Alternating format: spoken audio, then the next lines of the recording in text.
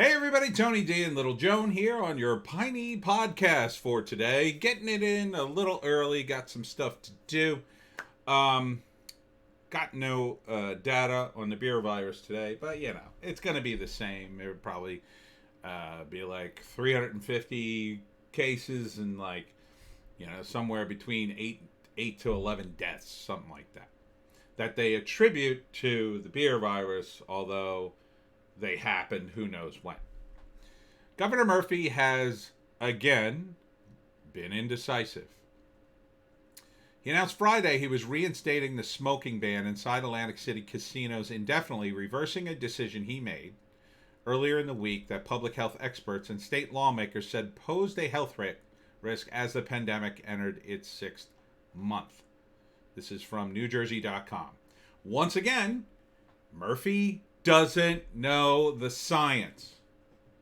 I am not a scientist, but I have Google, and I know how to use it. Now, Tuesday, executive order that permitted indoor dining to resume on Friday contained a section that said any retail, recreational, and entertainment business that is authorized to open its indoor premises to the public may allow the consumption of food, beverages, or smoking in these indoor premises when otherwise permitted by state law. But a day after the decision was met by criticism by public health groups who pointed to a research that suggested secondhand smoke may spread the virus, Murphy agreed with them. Well, you're all idiots.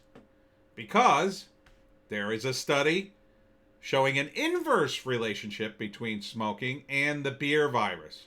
And this came out months ago. I'm not sure exactly where. I did find a reference to the study in April. And I remember hearing about this. Oh, if you're a smoker, you're less likely to get the virus. And the theory is that because the virus tends to promulgate in the throat region in that area, like in the upper part of your lungs, the smoking's actually killing the virus. It can't survive your smoking. Now, that doesn't mean smoking's healthy. Let's be honest. And it doesn't mean you can't get the beer virus still, and because of your lung situation, die. But the medical data is clear. It's very clear. There is an inverse relationship. If you're a smoker, you're less likely to get the beer virus in the first place. This is how weak Governor Murphy is. We're going to reinstate indoor dining, everyone, and you could, drink and you could smoke if you want to, whatever. Governor Murphy, we're a group, and we think there's a study that's saying that you could die. Oh, from what? Smoking? Okay, let's ban that. I mean, Jesus, dude. I did this in one Google search. Now, I'd already heard about it, so I knew what to look for, but 2 words, coronavirus and smoking. Boom, and this popped up. This is from News, what is this? Medical Life Sciences News. And there's a million other articles about it. Did anyone bother to check to see if these people knew what the hell they were talking about? Or are you so anxious to shut everything down, to find any excuse to shut anything down, that the moment anybody stands up and says, no, shut things down? This is the new witch hunt of our era. These hysterical idiots running around trying to close things down because they think they're going to die of the beer virus. Newsflash, most of you won't. The vast majority of people survive it. Even the elderly. The only people who are vulnerable, COVID, comorbidities. Idiots. Idiots. We're surrounded by idiots. I don't know what else to tell you, Pineys. But let's move on to happier news. Not a lot going on in South Jersey today. But here's something. 4 South Jersey towns complained to Philadelphia, the mayor of Philadelphia, that there's acoustic attacks coming to New Jersey. 4 South Jersey mayors say Philadelphia is invading their towns with noise. And they wrote a letter to Mayor Jim Kenney asking them to control boom cars. You've probably heard them at some point. Cars so souped up with speakers that the ground seems to shake as they approach. It turns out the sound carries right across the Delaware River, according to Brooklawn Mayor Teresa Branella. The booming sound and people complain. They can't sleep. Their houses vibrate and their windows vibrate. My God. Branella joins the mayors of Belmar, Westville, and the hardest hit, she said, Gloucester City, on a letter to Mayor Kenney complaining of acoustic attacks from midnight to 5 a.m. emanating from the parking lots at the stadiums. Immediate relief is needed, they wrote. Please intercede. They got a response bearing Kenney's name, promising to address the problem, though ever the delegator, the mayor said he wasn't even aware of it. Of course not.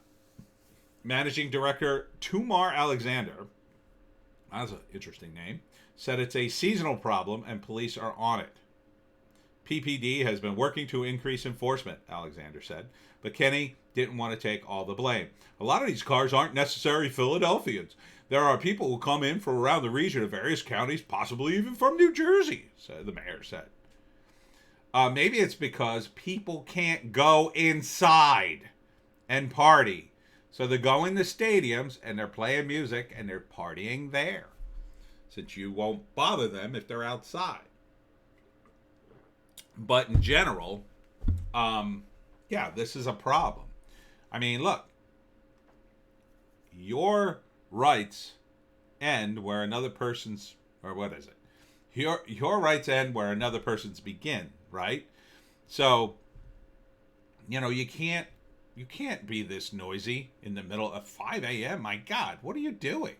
Who's blasting music at 4 or 5 a.m.? That is ridiculous. And these people must be deaf if they're driving around in a car that loud. So yeah, I'm all for this. Go get them. Ticket them, whatever you need to do. They shouldn't even be able to, look, if you're, go out in the middle of nowhere if you want to do this stuff.